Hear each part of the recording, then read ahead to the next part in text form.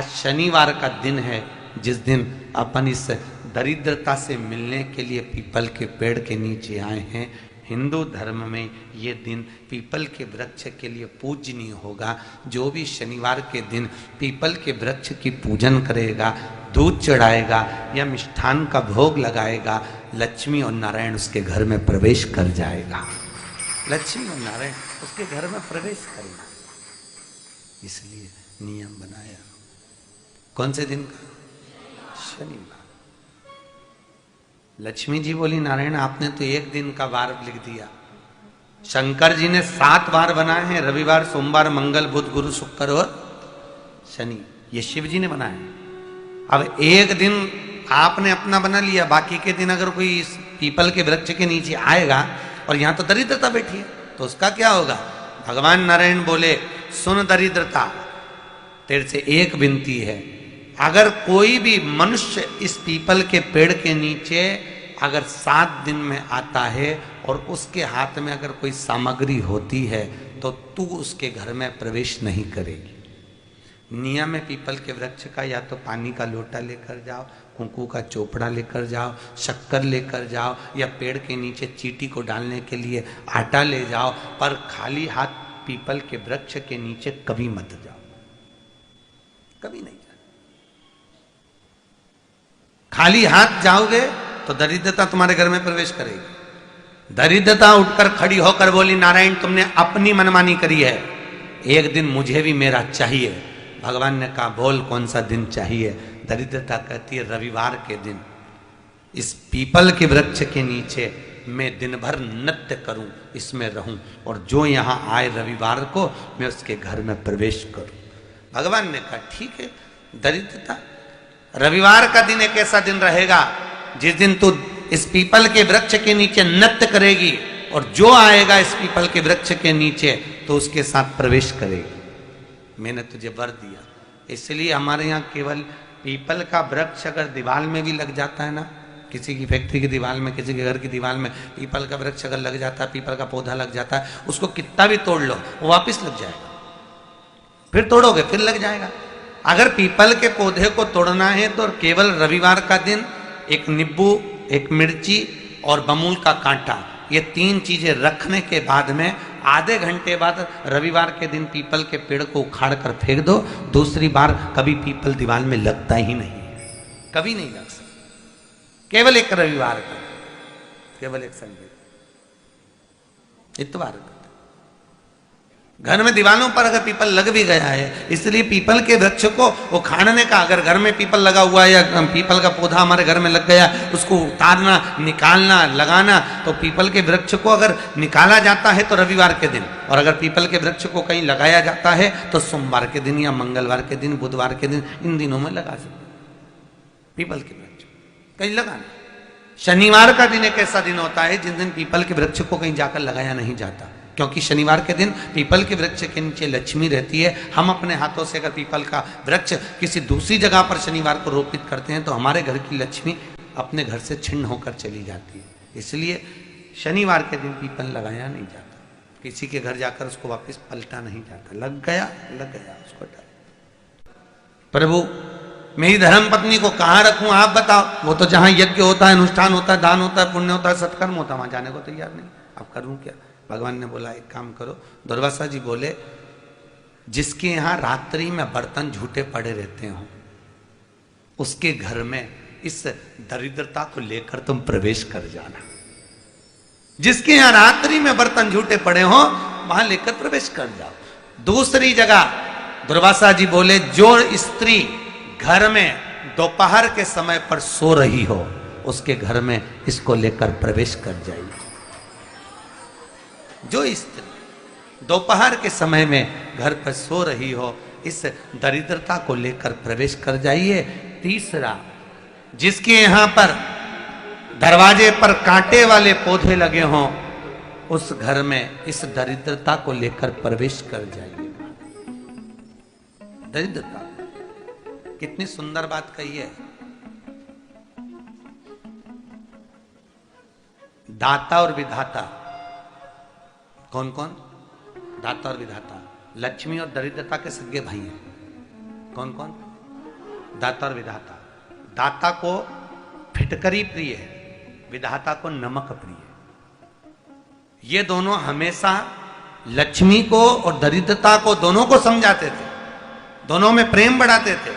आज भी हिंदू धर्म की रीति है, यहां तो ठीक है, जिसके यहां पर भी अगर थोड़ी सी भी परेशानी होती है, थोड़ा सा क्लेश होता है, अशांति होती है, लक्ष्मी नहीं टिक रही हो, काम नहीं बन रहे हो, बहुत प्रयास करा जा रहा हो और हमारा कार्य नहीं होता, तो क्या करते हैं? फिटकरी और नमक को पानी में डाल देते हैं और घर में पोछा लगा देते हैं। आप लोगों ने आजकल फेसबुक पे भी पढ़ा होगा, व्हाट्सएप पे भी पढ़ा होगा। तो क्यों लिखा उसमें? उसका कारण ही केवल ये है कि दाता और विधाता की प्रियता उसमें।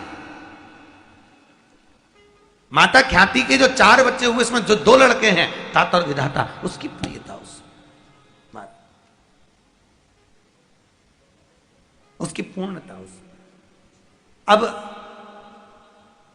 दुर्वासा जी बोले अपनी धर्म पत्नी को वहां लेकर, जहां कांटेदार पौधे लगे हों वहां पर लेकर प्रवेश कर जाइए। कांटेदार पौधों में उस दरिद्रता का निवास हो गया।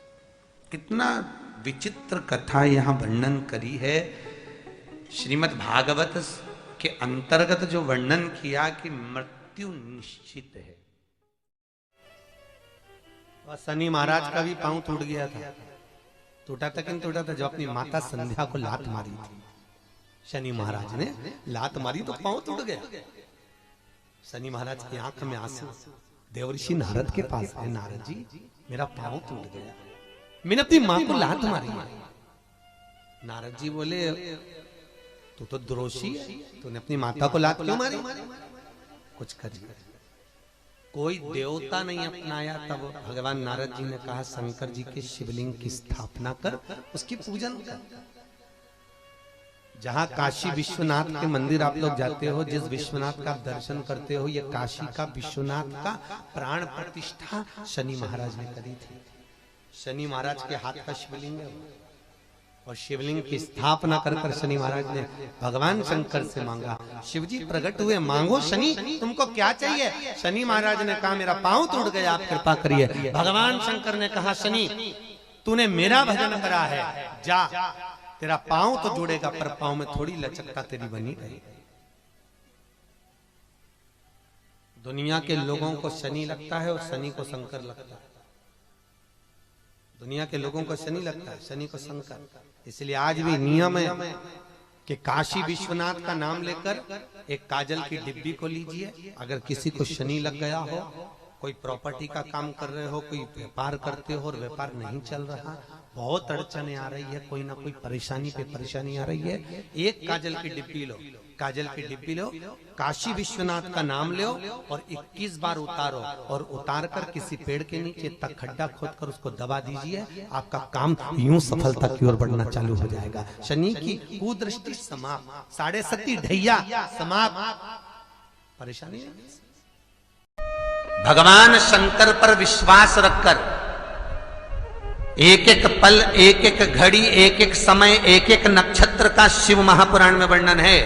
यहां तक शास्त्र कहता है कि पीपल के वृक्ष की जब भगवान शिव रचना करे, पीपल के वृक्ष की जब रचना करी गई तो उस पीपल के वृक्ष में भी कौन सा समय किसका है ये शिव महापुराण वर्णन करती है। सुबह 4 बजे से लेकर 7:30 बजे तक पीपल के वृक्ष में ब्रह्मा जी का वासा होता है।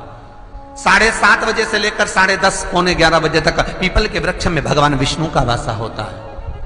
10:30 बजे से लेकर पीपल के वृक्ष में 11:30 बजे तक पितरों का वासा होता है।